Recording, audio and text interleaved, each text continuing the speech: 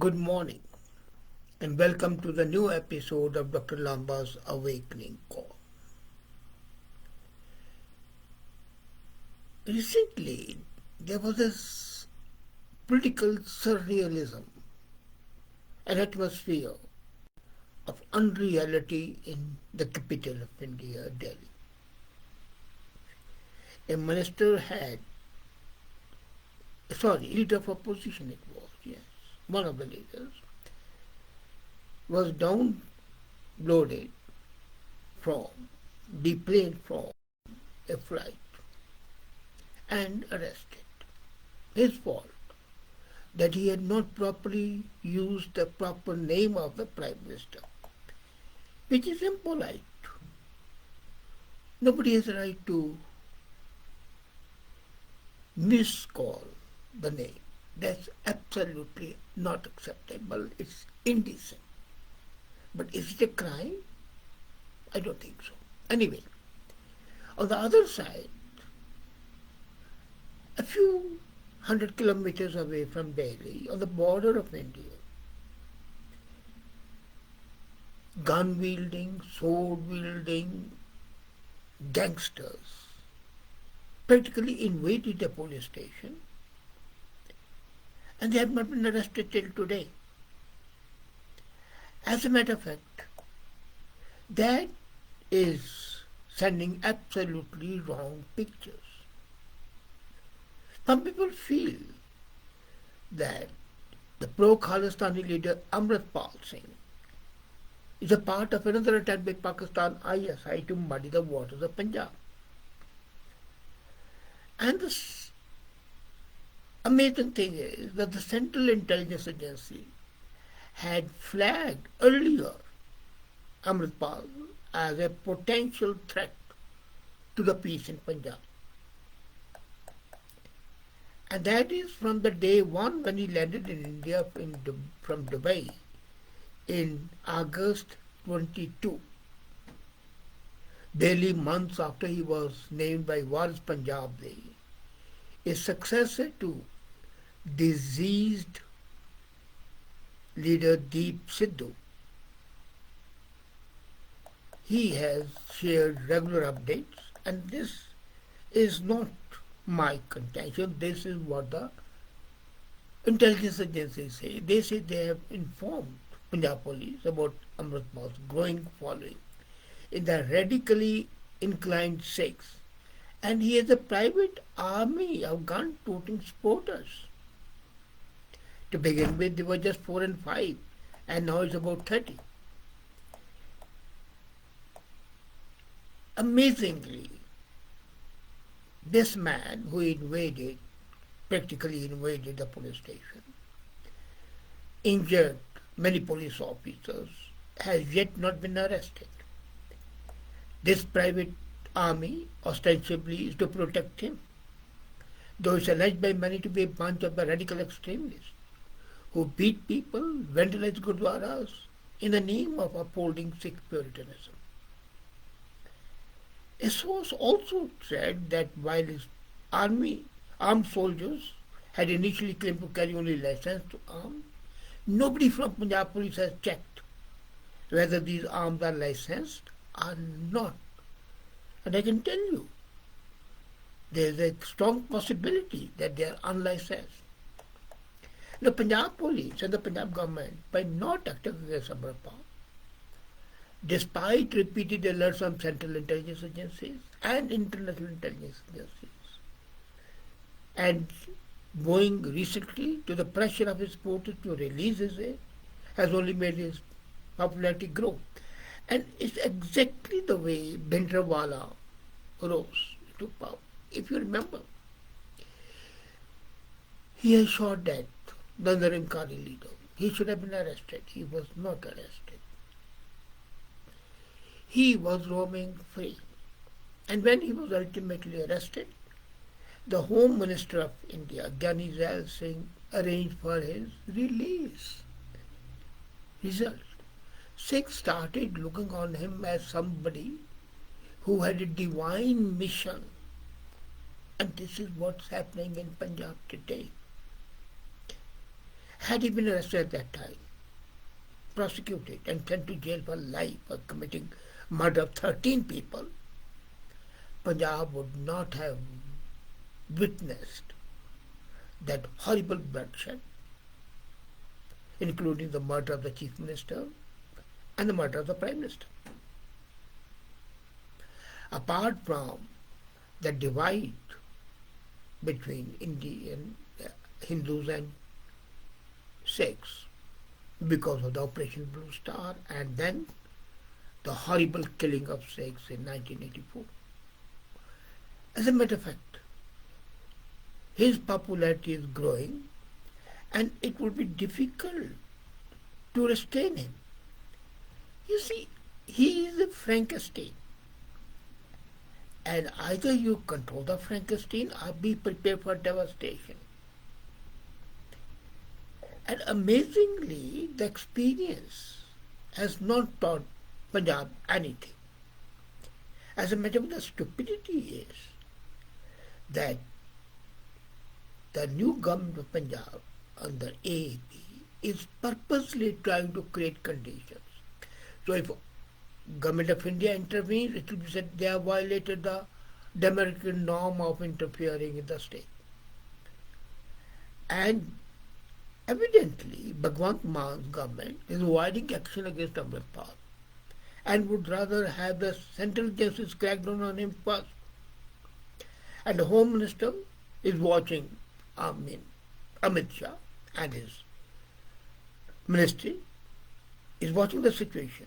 They are aware of the law and order is the constitutional domain of the state government and they don't want to interfere until they invoke Article 356, which will be played by opposition, that here is dictatorial tendency. Now, the first sign of radicalization by Amritpal was seen during COVID, while reportedly out of business. Even earlier his social media activity showed him to be a fierce critic of the Modi government. A source said he even criticized the decision to nullify Article 370 in 2019. During COVID, he followed the stories on Bhilrewala and also on social media by the Sikh radical leaders, including on Sikh so-called referendum. And then he started engaging with people like Deep Sidhu, particularly during the farmers' protest. This is a time when Pakistan-based ISI elements spotted him. He was groomed to make utterances that would touch a chord with the radically inclined Sikhs, both in India and abroad. He had the backing of another radical leader, UK-based, Avtar Singh Khanda. He is associated with Khalistan TV and he has used his alleged connection with the radical outfits who are in touch with ISI to prop him as a pro-Khalistan icon.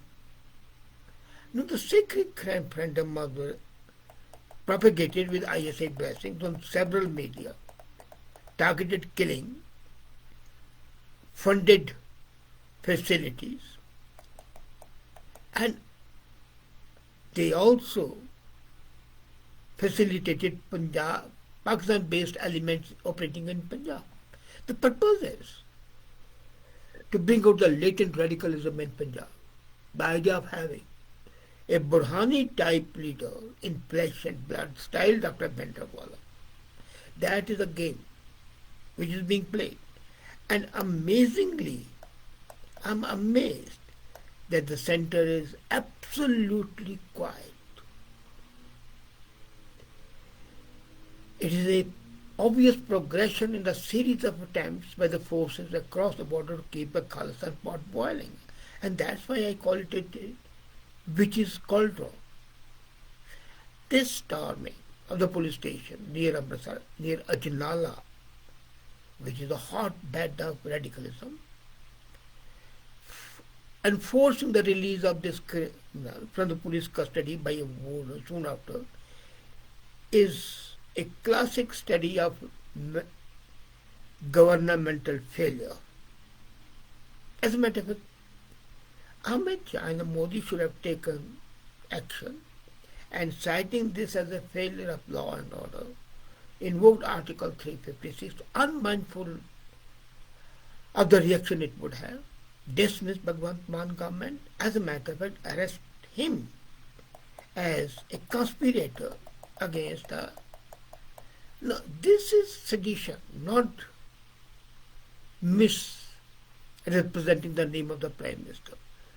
Our priorities are absolutely unacceptable.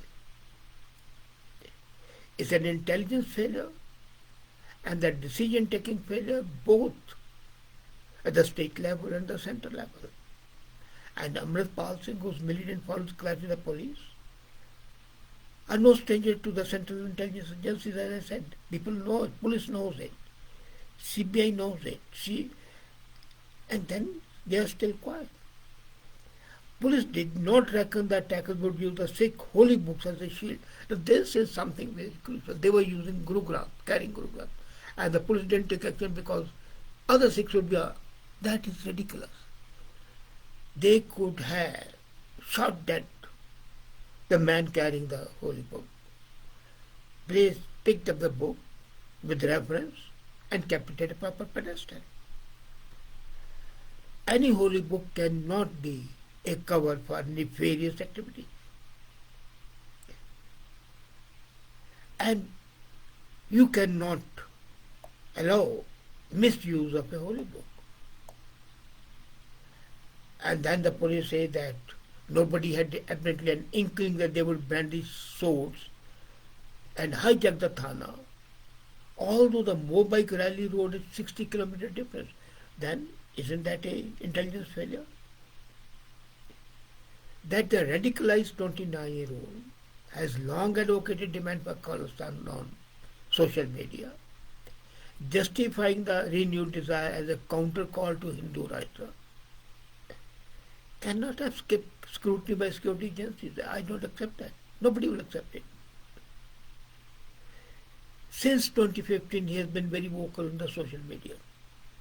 He made joint appearance on the voice-based network Clubhouse with Deep Sidhu, who flirted with Khalistan idea but died last year before the elections. Amritpal has never met Sidhu but was seen as a worthy successor to him and a worthy successor to the earlier Frankenstein Denterwala.